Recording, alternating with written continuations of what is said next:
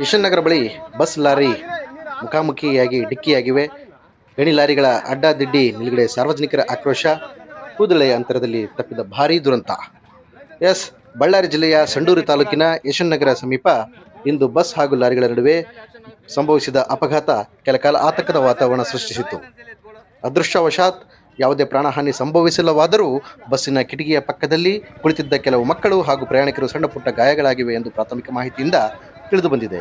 ಸ್ಥಳೀಯ ಸಾರ್ವಜನಿಕರು ಹಾಗೂ ವಾಹನ ಸವಾರರು ಗಣಿ ಲಾರಿಗಳ ಅಡ್ಡಾದಿಡ್ಡಿ ನಿಲುಗಡೆಗೆ ಮತ್ತು ನಿಯಂತ್ರಣ ರಹಿತ ಸಂಚಾರವೇ ಇಂತಹ ಅಪಘಾತಗಳಿಗೆ ಪ್ರಮುಖ ಕಾರಣ ಎಂದು ಆರೋಪಿಸಿದ್ದಾರೆ.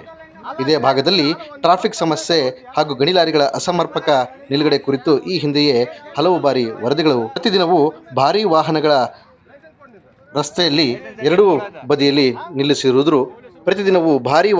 ರಸ್ತೆಯ ಎರಡೂ ಬದಿಯಲ್ಲಿ ನಿಲ್ಲುವುದರಿಂದ ಸಾಮಾನ್ಯ ವಾಹನ ಸಂಚಾರವೇ ದುಸ್ತರವಾಗಿದೆ. ಇಂದು ಅದೃಷ್ಟವಶಾತ್ ದೊಡ್ಡ ಅನಾಹುತ ತಪ್ಪಿದೆ. ಮುಂದಿನ ದಿನಗಳಲ್ಲಿ ಪ್ರಾಣಹಾನಿ ಸಂಭವಿಸಿದರೆ ಅದರ ಹೊಣೆ ಯಾರು ಎಂದು ಸಾರ್ವಜನಿಕರು ಪ್ರಶ್ನಿಸಿದ್ದಾರೆ. ಯಶವಂತನಗರ ಭಾಗದಲ್ಲಿ ತಕ್ಷಣ ಟ್ರಾಫಿಕ್ ನಿಯಂತ್ರಣ ವ್ಯವಸ್ಥೆ ಬಲಪಡಿಸುವುದು, ಗಣಿ ಲಾರಿಗಳ ನಿಲುಗಡೆ ಪ್ರತ್ಯೇಕ ಸ್ಥಳ ಗುರುತಿಸುವುದು ಹಾಗೂ ಪೊಲೀಸ್ ಮತ್ತು ಸಾರಿಗೆ ಇಲಾಖೆ ಸಮನ್ವಯದಿಂದ ಕಟ್ಟುನಿಟ್ಟಿನ ಕ್ರಮ ಕೈಗೊಳ್ಳಬೇಕೆಂದು ಸ್ಥಳೀಯರು ಆಗ್ರಹಿಸಿದ್ದಾರೆ.